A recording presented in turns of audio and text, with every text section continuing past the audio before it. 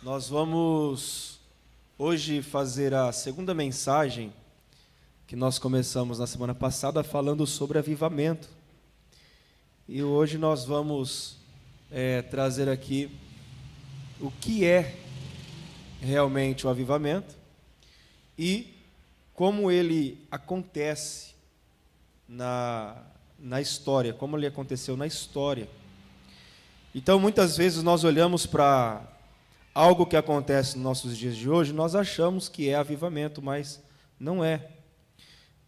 Pode ser uma outra coisa, um derramar do Espírito Santo, pode ser um mover do Espírito de Deus, algo da parte do Senhor, mas não é realmente um avivamento.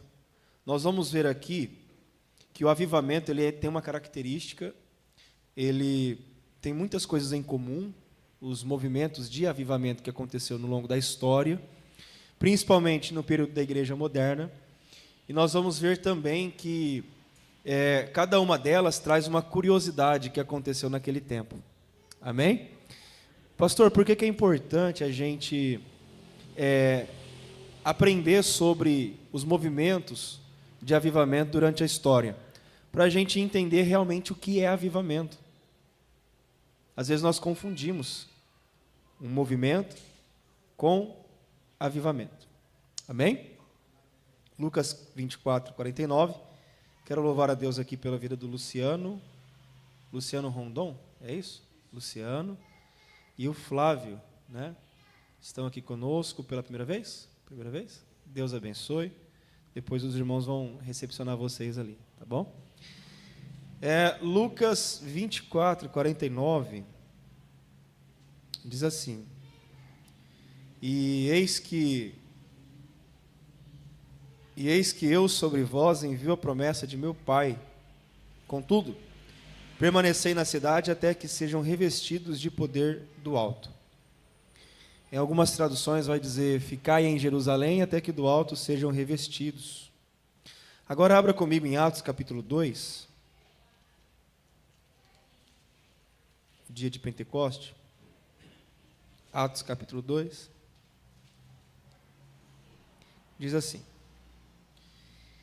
E ao completar-se o dia de Pentecoste, estavam todos reunidos num só lugar. De repente veio do céu um barulho, semelhante a um vento soprado muito forte, e esse som tomou conta de toda a casa onde estavam assentados. Então todos viram distribuídos entre eles línguas de fogo, e pousou uma sobre cada um deles. Todas as pessoas ali reunidas ficaram cheias do Espírito Santo e começaram a falar em outras línguas, de acordo com o poder que o próprio Espírito lhes concedia que falassem. Ora, estavam morando em Jerusalém judeus tementes a Deus, vindos de todas as partes do mundo. E ao ouvirem aquele estrondo, ajuntou-se em um grande número de pessoas e ficaram maravilhados, pois cada um ouvia falar em sua própria língua. Perplexos e admirados,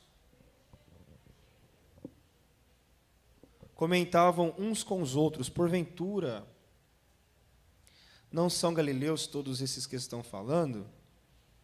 Como então cada um de nós os ouve falar em sua própria língua materna? Nós que somos partos, medos, elemitas, habitantes da Mesopotâmia, Judéia, Capadócia, do ponto e da província da Ásia, Frígia, Panfilha, Egito e das partes da Lídia, próximas a Cirene, romanos que estão morando aqui, tantos judeus como convertidos ao judaísmo, cretenses, árabes, todos nós os ouvimos discursar sobre as grandes realizações de Deus em nossa própria língua. Todos estavam absolutamente assustados e confusos, perguntando uns aos outros: o que significa tudo isso? Entretanto, outros, para ridicularizá-los, exclamavam: esses estão cheios de vinho novo.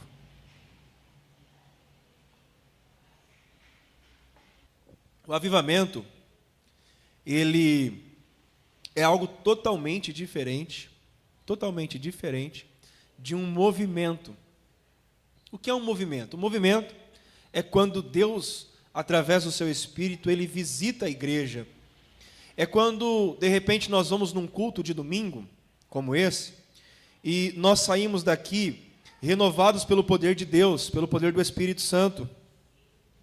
É quando nós viemos aqui para um culto de domingo, ouvimos uma palavra bem expositiva, uma palavra bem pregada, uma palavra que contenha textos bíblicos, que contenha algo realmente profundo, uma palavra que venha a nos trazer direcionamento, clareza. Esse é o papel da palavra, né? O papel da palavra de Deus, o propósito da palavra de Deus é produzir em nós a metanoia de Romanos capítulo 12, versículo 2. É produzir em nós uma mudança de mente.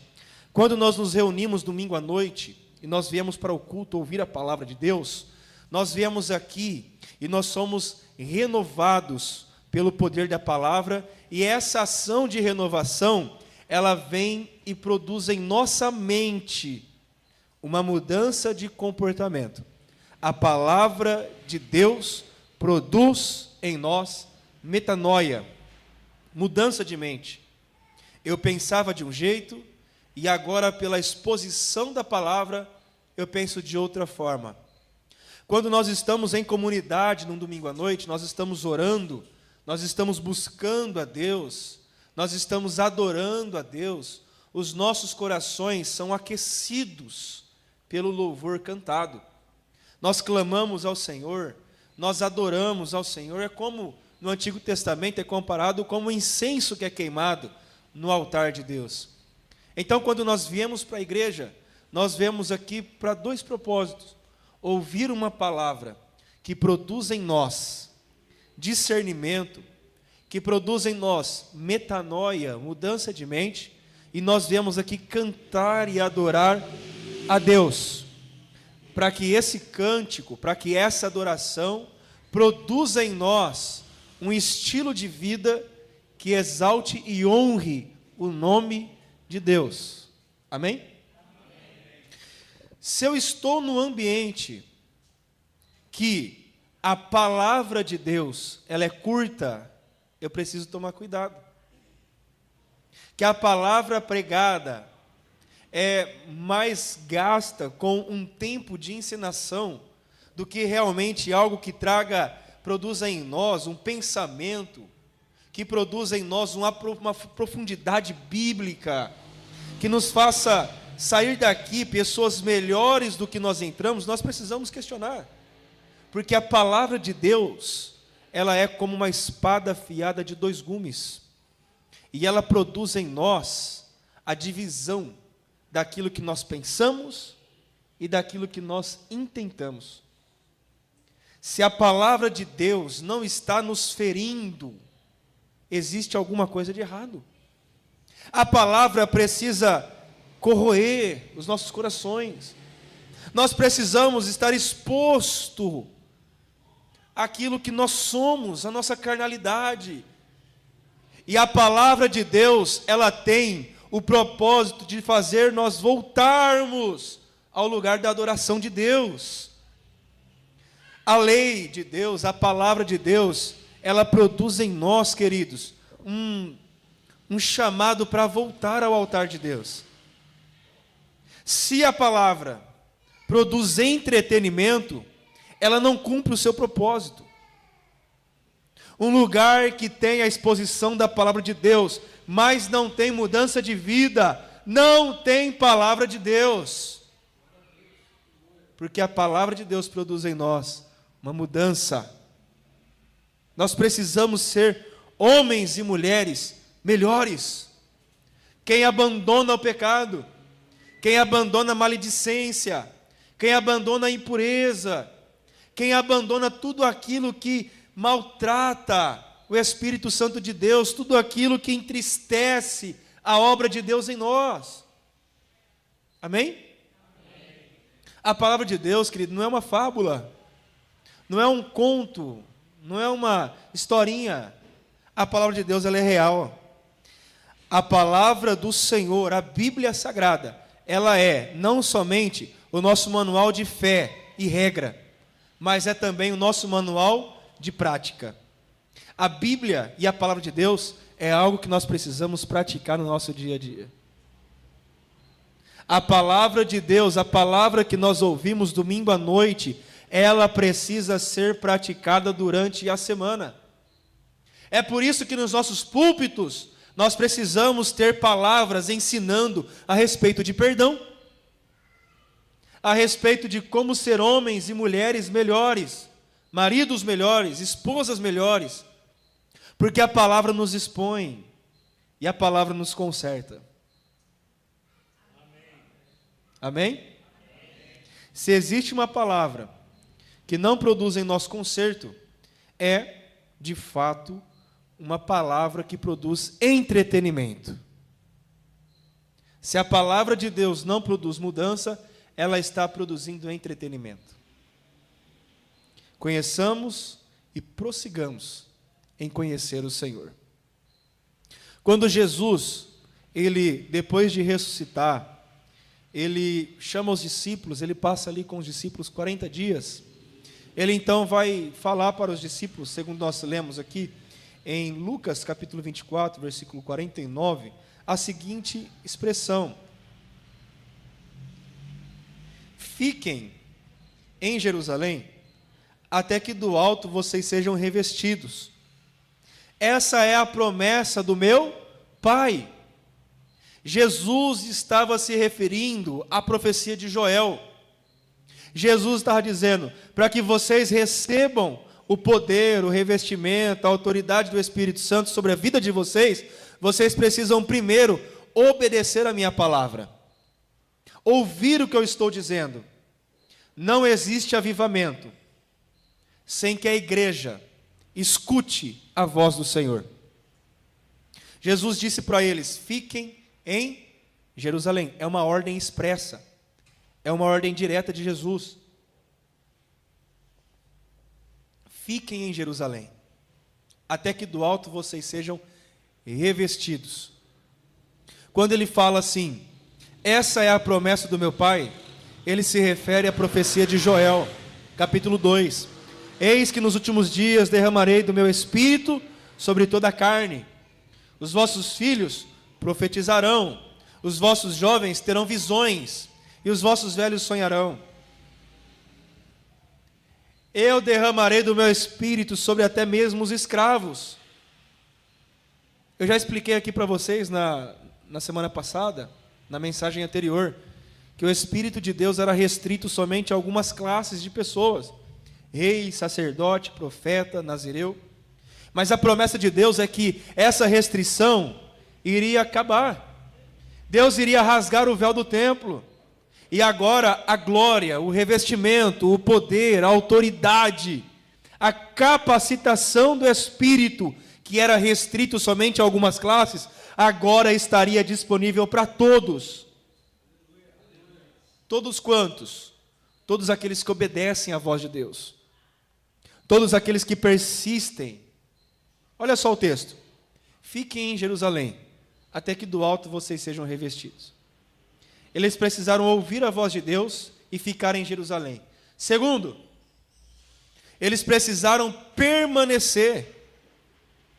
Entenda que, para que nós possamos viver um avivamento genuíno da parte de Deus, nós não precisamos somente obedecer a Deus, mas nós precisamos também permanecer na obediência a Deus.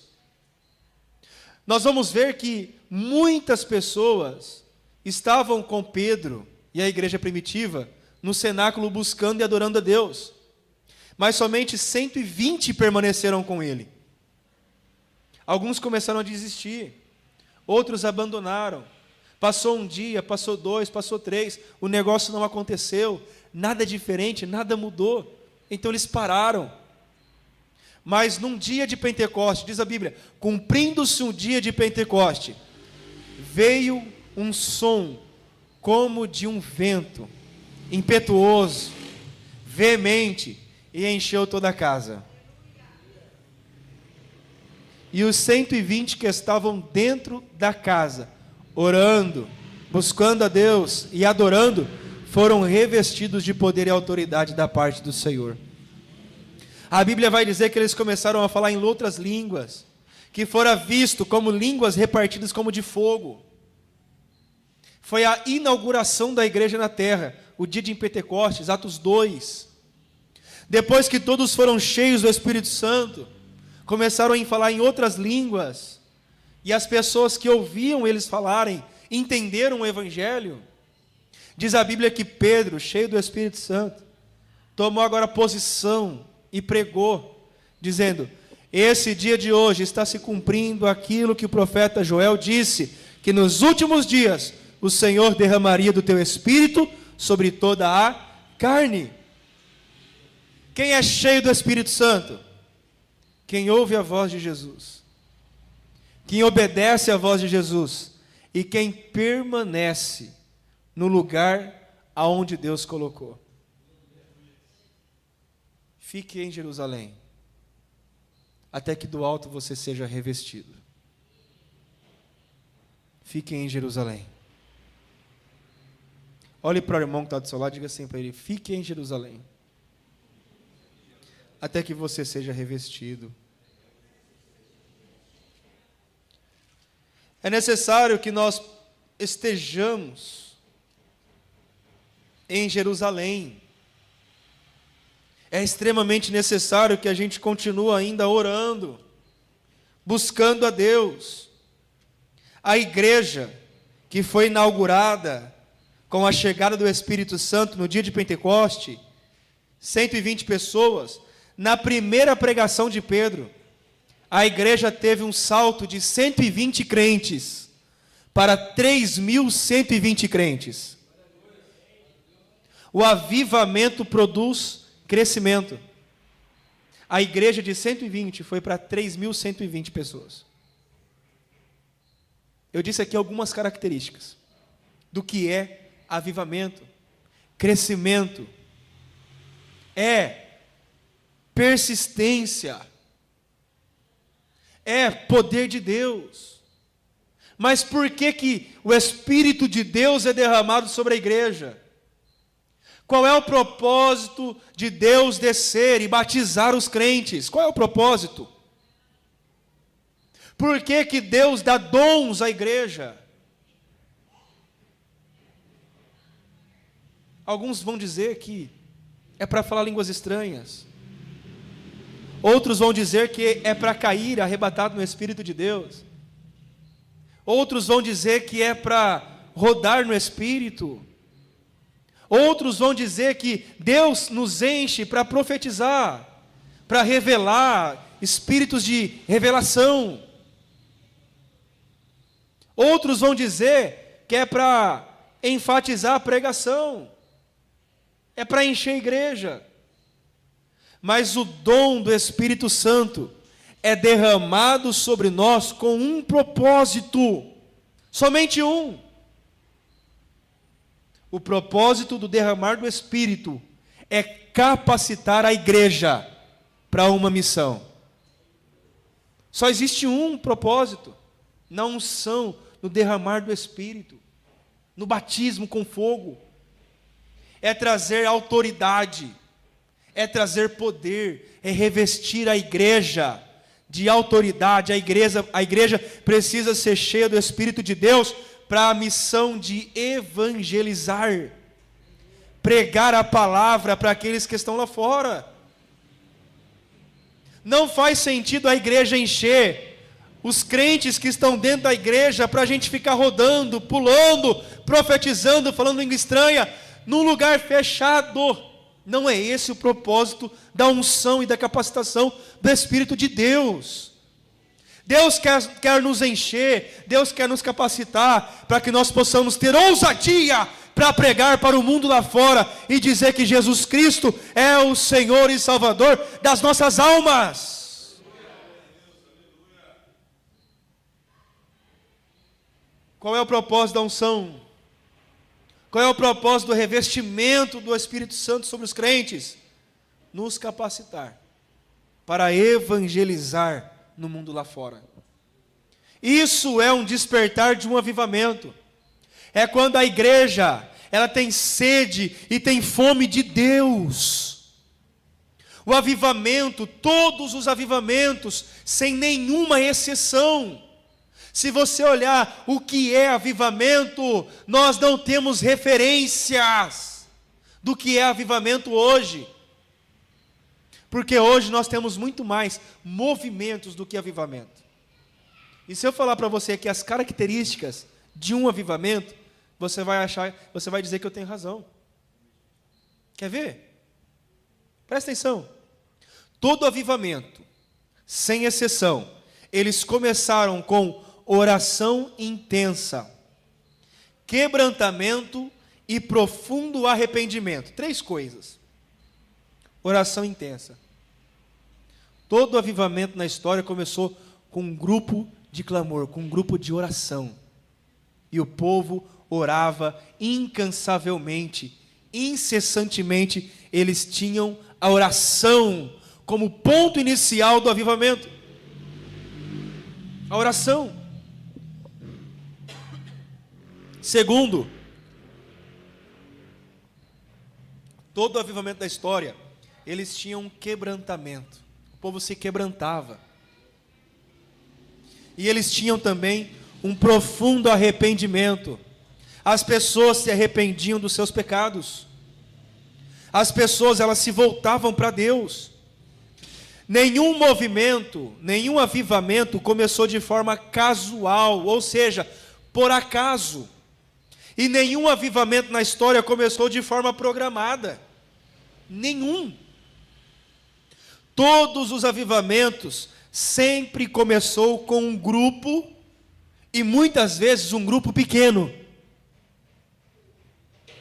que buscava intensamente a Deus em oração e consagração antes que algo extraordinário acontecesse. Todo avivamento teve como um ponto inicial um grupo pequeno que orava intensamente.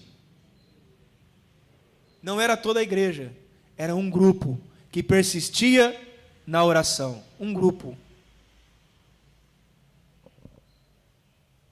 O que é avivamento?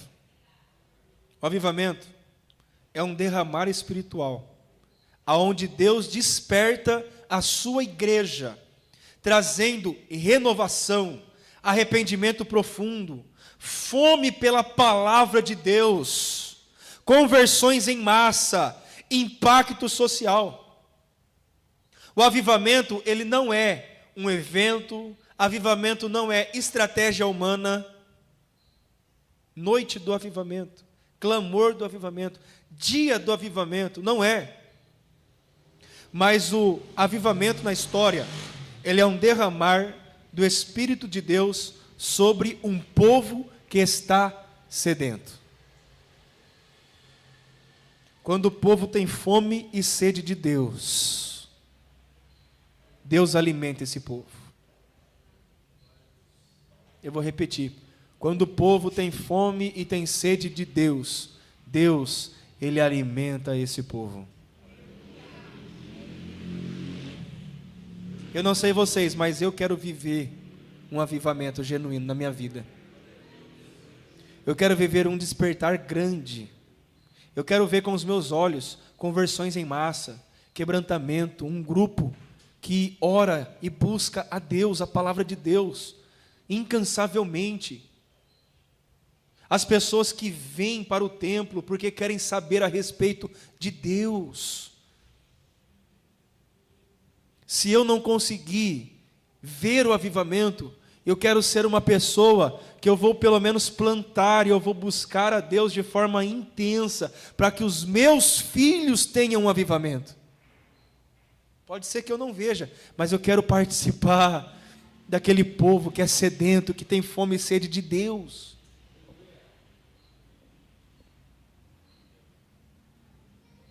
Quem mais pensa como eu aqui? Levante a mão e diga glória a Deus. Eu quero viver. Eu quero ministrar para vocês agora um dos principais movimentos de avivamento da história. Todos eles tinham muitas coisas em comum, e vocês vão entender o que é avivamento. Como nós buscamos o avivamento. Como que começa o avivamento?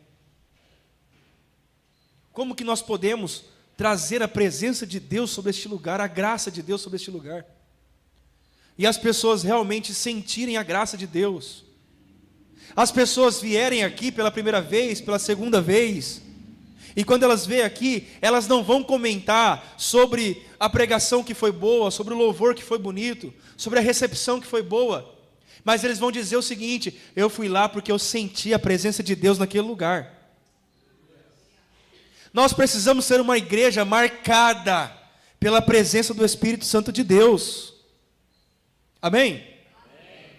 Vamos lá. Principais movimentos avivacionistas e as suas curiosidades. Eu coloquei aqui algumas curiosidades para a gente entender. Em 1730, teve o primeiro grande despertamento. 1730. O grande despertamento foi derramado sobre a Inglaterra e os Estados Unidos. E ele tinha como seus precursores Jonathan Edwards, George Whitefield e John Wesley. John Wesley, para quem não sabe, é aquele que fundou a igreja metodista. É interessante que no grande despertamento, eles viviam uma ênfase na pregação sobre o novo nascimento, arrependimento e na dependência total da graça de Deus. George Whitefield, ele foi um dos pregadores que abandonou a forma litúrgica da pregação. Para vocês terem ideia, até a gente já brincou aqui uma vez, né? Que usar sermões, né? Até a gente falou que a Rosângela usava 3, 4 folhas de sermão. Vocês sabiam que antigamente era assim que os pastores pregavam? Eles não pregavam de forma expositiva e espontânea. Eles tinham 4, 5 folhas. Se você acompanhar o reverendo Hernandes Dias Lopes, você vai ver que ele tem várias folhas de sulfite. Ele vai jogando do lado. Eles vêm lendo o seu sermão. Eles não pregam olhando para as pessoas, comunicando, gesticulando. Não. Eles ficam mais tempo parados e lendo o sermão. Eles liam o sermão. John Wesley, Jonathan Edwards. Mas o George Whitefield, ele foi diferente. Você põe nesse aqui para mim, por favor? Põe nesse aqui. Põe nesse aqui. George Whitefield foi diferente. Quando ele pregava, ele não usava esboço. Obrigado, João. Ele não usava esboço. E ele batia na mesa. Ele pregava com entonação, né? Então ele era mais fervoroso, o George Whitefield. Ele foi o primeiro a deixar de lado os sermões de forma escrita. Então tinha lá 4, 5 folhas e ele pregava aquilo que estava escrito. Uma curiosidade, George Whitefield, ele pregava ao ar livre para uma multidão de 30 mil pessoas. Imagina você um culto aonde você vai pregar para 30 mil pessoas. E um detalhe interessante é que ele não usava microfone. Ele pregava na voz. E as pessoas ouviam. Uma vez, Benjamin Franklin, ele não era religioso, mas ele ficou tão impressionado que ele testou fisicamente até onde a sua voz alcançava. Benjamin Franklin testou até onde a voz de George Whitefield ia, sem microfone. 30 mil pessoas. Nós temos aqui acomodação para 80 pessoas. E eu preciso usar microfone para falar confortavelmente. Imagina você, uma multidão de 30 mil pessoas sendo ministradas sem microfone. E essas pessoas ouvirem o Evangelho. Isso é uma das características de um avivamento genuíno. Jonathan Edwards, ele é famoso pelo seu sermão Pecadores nas Mãos de um Deus Irado. E quando ele pregava, diz a Bíblia que ele tinha uma voz fraca. Diz a história que ele tinha uma voz fraca. E ele lia os seus sermões diretamente de manuscritos. Ele tinha esse sistema de ler o sermão. Ele vinha lendo o sermão. Olha só que interessante. Ele quase não expressava reação facial. Ele lia o sermão com a voz baixa. Imagina você. Lia o sermão de Jonathan Edwards, lendo o sermão, tranquilo, voz baixa, lendo o sermão. E o que acontecia com as pessoas, com quem ouvia o sermão de Jonathan Edwards, eles caíam no chão, gritando, chorando, eles clamavam por misericórdia, alguns seguravam na pilastra da igreja e dizia: pelo amor de Deus, para de pregar. Algumas pessoas vão relatar que no sermão de Jonathan Edwards, Pecadores nas Mãos de um Deus Irado, eles sentiam que o chão ia se abrir a qualquer momento, o inferno ia engolir essas pessoas. Eles falavam: pelo amor de Deus, para de pregar. Isso é a característica de um avivamento genuíno. Segundo o grande despertamento, 1790, Estados Unidos, Charles Finney. Charles Finney, ele tinha ênfase na decisão pessoal por Cristo. Grandes reuniões nos campos abertos, ele fazia cultos ao ar livre, e ele tinha, o avivamento, segundo o grande despertamento, tinha um impacto social muito grande. Interessante nesse movimento é que durante os cultos no campo, tinha um banco. E esse banco era destinado para as pessoas que tinham convicção do seu pecado e eles queriam então se consertar. Eles se sentavam naquele banco, algumas pessoas iam ali, oravam por eles de forma específica, até eles decidirem entregar suas vidas a Cristo. Essa forma anteveio o conceito de apelo no culto. Imagina você num culto, num campo ao ar livre, e ali tem um banco para aqueles que estão indecisos ainda. E só vai sair de lá quando verdadeiramente aceitar Jesus. Uma outra curiosidade, Charles Finney, ele antes de ser pregador, ele era advogado. O seu encontro com Deus foi tão poderoso que ele descreveu como se ondas de amor líquido percorressem por todo o seu corpo. Após isso, ele abandonou o direito e se dedicou integralmente à pregação do Evangelho. Ele sentiu o amor de Deus correr pelas suas veias. Terceiro movimento de avivamento da história foi o avivamento da rua Azusa. Em 1906, Los Angeles, Estados Unidos, pastor William Seymour. William Seymour, ele tinha uma ênfase no batismo com o Espírito Santo, falar em línguas, curas, unidade racial e social. Uma curiosidade é que os cultos eram tão tomados pela graça de Deus, pela presença de Deus, que William Seymour, ele colocava muitas vezes a sua cabeça dentro de uma caixa de madeira e pregava lá de dentro. O pastor, o pregador, ele colocava a sua cabeça dentro de uma caixa de madeira.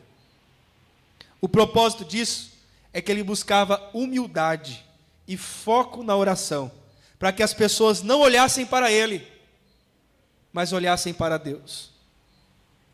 Imagina, pastor João, nós vivemos um avivamento tão forte, tão poderoso, que o pregador tem vergonha de pregar, porque ele não quer ser o centro da atenção. Ele quer que as pessoas olhem para Cristo. Oh Deus, derrama sobre nós, ó Deus. William Seymour, filho de ex-escravo, ele era um pastor, ele era cego de um olho. Mesmo assim, ele desafiou as leis da segregação racial nos Estados Unidos. Ele conduziu um movimento onde brancos, negros, asiáticos, latinos adoravam juntos. Algo absolutamente escandaloso para aquele tempo. Aonde o Espírito de Deus está, não existe diferença. Não existe divisão. Não existe escravo. Não existe patrão. Não existe branco ou negro, asiático, indiano. Não existe, porque todos são igualmente perante o Senhor. O mesmo Espírito opera em todos.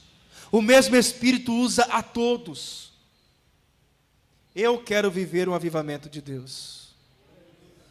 Eu quero viver um avivamento da parte do Senhor. Oh Senhor, aleluia. Avivamento no país de Gales, 1904, 1905. Reino Unido. Evan Roberts era o pastor. Pastor Evan Roberts pregava para que todos tinham intensa convicção do pecado, louvores espontâneos, confissão pública e liberdade no culto.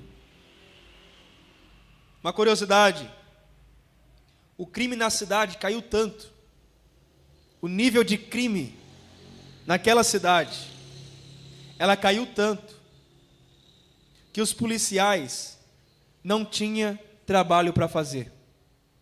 A cadeia estava vazia.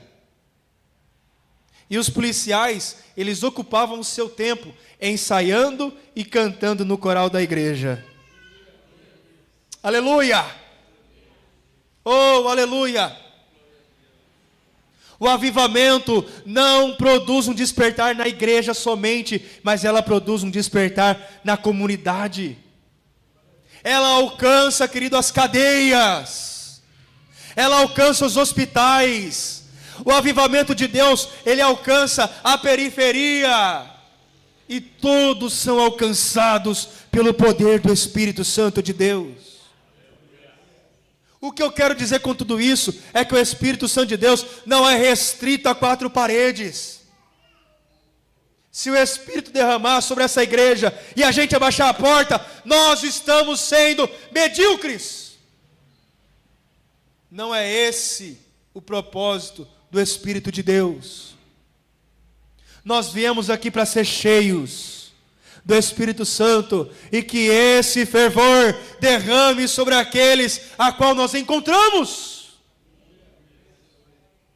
Qual é o sentido de Deus te encher se você vai ficar escondido? Jesus disse: para que serve uma vela se ela for acesa e ficar debaixo da cama? Porventura ela vai iluminar? Deus quer acender a chama do Espírito de Deus sobre essa igreja, sobre a sua vida, para que você seja luz do mundo e sal da terra.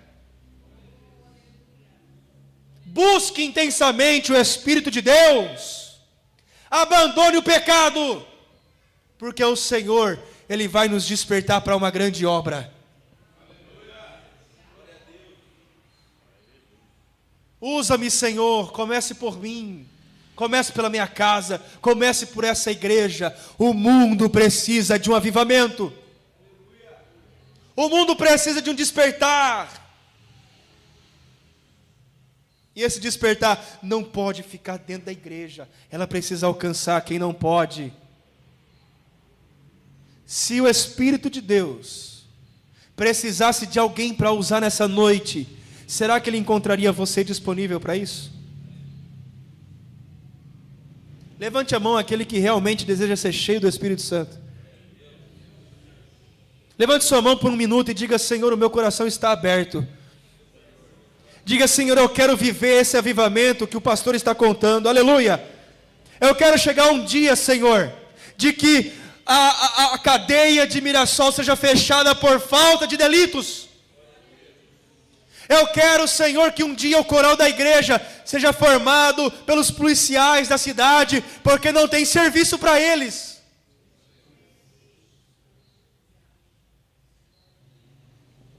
Eu quero viver, Senhor, um avivamento genuíno. Evan Roberts, ele começou a sentir o chamado de Deus ainda jovem. Outro detalhe de todo avivamento começa com os jovens.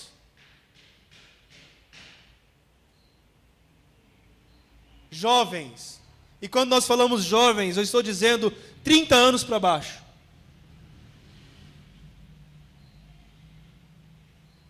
Quem tem 30 anos a menos aqui?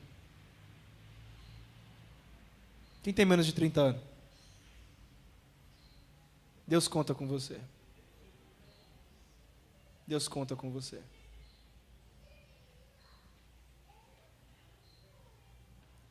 Evan Roberts orava diariamente, e a oração que marcou o ministério de Evan Roberts, ele dizia: dobra-me, Senhor. Aleluia. Dobra-me, Senhor. Dobra-me, Senhor. Essa oração era o anseio pela submissão a Deus. Quando nós dobramos o joelho, nós pedimos a Deus, nós colocamos para Deus o que nós queremos, nós intentamos ao Senhor os nossos desejos. Ou nós temos a ousadia de orar e dizer: Deus, me dobra, me dobra, me dobra. Aleluia. O avivamento no país de Gales, ele foi tão forte, que os cavalos nas minas de carvão, eles pararam de obedecer aos mineiros. Os cavalos estavam acostumados a só andar com palavrão. Os mineiros davam uma ordem para o cavalo e xingava. Só que os mineiros foram alcançados pelo avivamento do país de Gales. Eles se converteram e se tornaram crentes, pararam de xingar.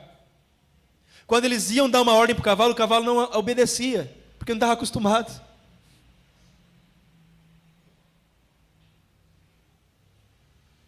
Até o cavalo sentiu a graça do avivamento. O cavalo não obedecia, Fabiano, porque ele não entendia o comando.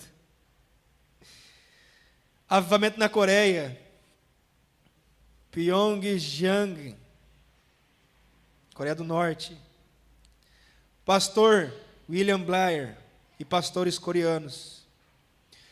A característica desse movimento foi confissões públicas de pecado, intercessão intensa, restauração de relacionamentos. Durante os cultos, havia momentos em que toda a congregação, todos, eles oravam em voz alta, simultaneamente, e todos diziam que parecia um som de muitas águas. E isso se tornou até hoje uma marca de oração nas igrejas. Quando a oração era feita pela igreja, todos oravam, todos adoravam, todos buscavam a Deus. William Blair, missionário, ele testemunhou que certa vez, uma oração coletiva foi tão poderosa e quebrantada, e que ele escreveu o seguinte: foi como se o próprio inferno estivesse sendo saqueado e o céu se enchendo. Aquela noite a oração foi tão intensa que eles sentiram o inferno sendo saqueado e o céu se enchendo para a glória de Deus. Todos os avivamentos começaram com oração intensa e arrependimento. Todos os avivamentos não foram planejados por homens, mas surgiu por fome espiritual. Trouxeram transformação não só religiosa, mas social e cultural. Todo avivamento rompeu estruturas tradicionais, acolhendo os marginalizados.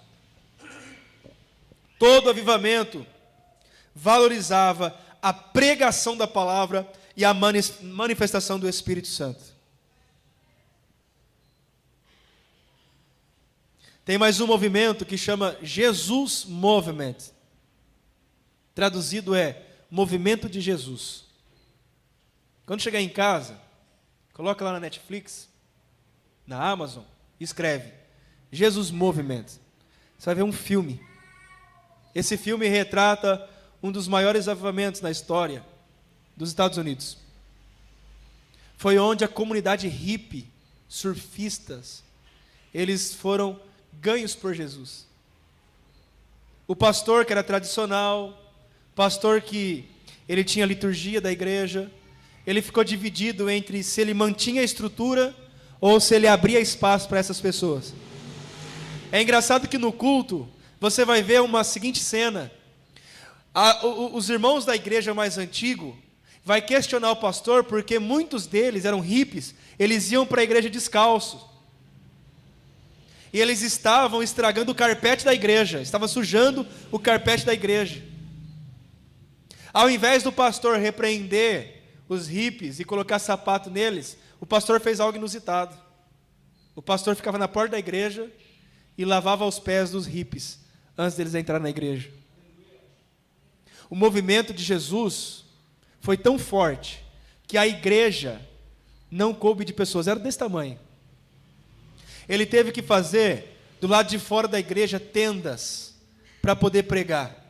O culto dele, que tinha 12, 15 pessoas, agora tinha uma multidão de pessoas para ouvir a palavra de Deus. Ele tinha 2 cultos por domingo, uma no domingo de manhã, uma domingo à noite, e todos os cultos eram cheios de pessoas. Imagina você, essa igreja ficar tão pequena, que a gente precise colocar tenda do lado de fora, aqui na rua, fechar essa rua, e a rua lotada de pessoas para ouvir a palavra de Deus. Imagina só essa cena.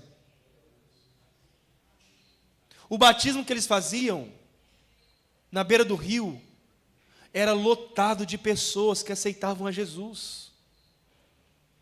Imagina pastor João, Aguinaldo, pastor Luiz, nós 4 dentro de um rio, ficar com a mão cansada de tanto batizar pessoas. Isso é um avivamento. Para encerrar, eu vou contar a história de um avivamento que tem todas essas características. Em 1946, nos fundos da faculdade da Igreja Metodista, Deus, ele desperta 3 jovens. Esses 3 jovens seminaristas, estudando teologia na faculdade metodista, eles são cheios do Espírito de Deus, e eles começam um movimento chamado Grupo do Clamor. Todo dia, no intervalo da faculdade, eles iam para debaixo de um pé de árvore e começavam a orar e pediam por avivamento espiritual, um despertar espiritual. Como a faculdade metodista é tradicional, eles foram convidados gentilmente a se retirar dessa faculdade. Daí então eles começaram com um grupo de clamor, 3 jovens sedentos pelo poder de Deus. Esses 3 jovens, eles saíram desse movimento, e aí então eles começaram o grupo do clamor. O grupo do clamor, ele então começou a ser uma igreja, se estruturar como igreja. Hoje, a igreja, ela tem 78 anos de idade, 11 mil igrejas espalhadas pelo mundo, 20 países, 90 mil membros. E essa igreja se chama Igreja Evangélica Avivamento Bíblico. Essa igreja, ela nasceu do despertar de um avivamento.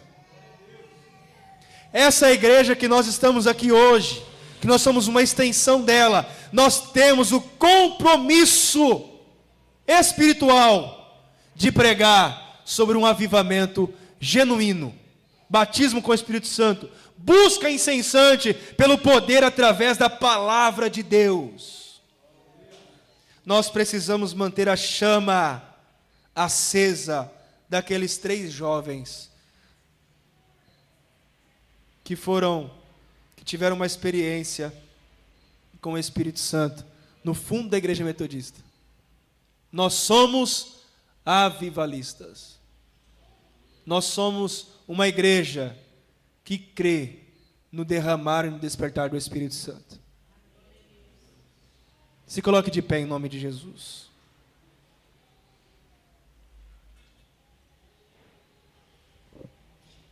Glória a Deus. Quero convidar você a fechar os seus olhos, colocar a mão sobre o teu coração. E nesse momento nós vamos orar em um só pedido a Deus. E eu quero desafiar todos vocês a orarem ao Senhor. Uma oração sincera, uma oração de coração. Eu quero que você peça para o Senhor derramar sobre essa igreja um despertar genuíno. Que nós possamos ficar conhecidos, não por aquilo que nós temos, mas por aquilo que nós somos. Um povo que carrega a palavra avivamento bíblico no nome. 78 anos de história. Eu tinha esquecido que era ceia hoje. Começou com 3 jovens no fundo de uma faculdade. E hoje nós temos 90 mil pessoas, 90 mil avivalistas, 11 mil igrejas, 20 países. A oração que eu peço para que você faça é: Deus, faz de novo.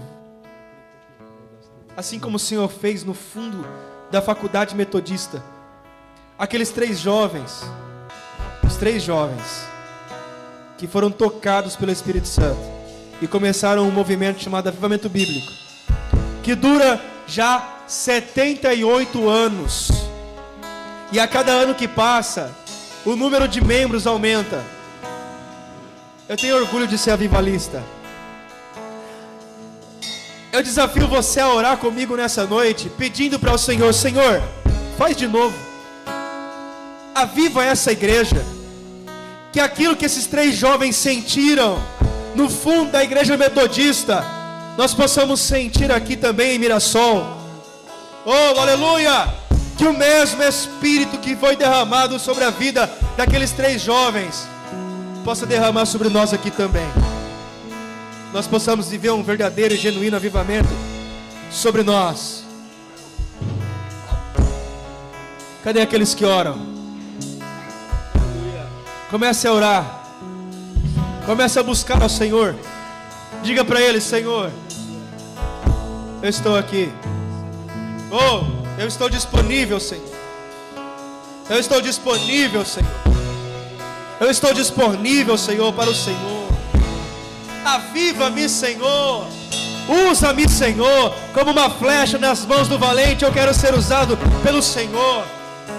Desperta essa geração, ó Deus, para viver algo que ninguém nunca viveu, para falar algo que ninguém nunca falou. Desperta no Senhor para uma obra maravilhosa. Eu quero ser usado, Pai. Eu quero viver um verdadeiro e genuíno avivamento da parte do Senhor.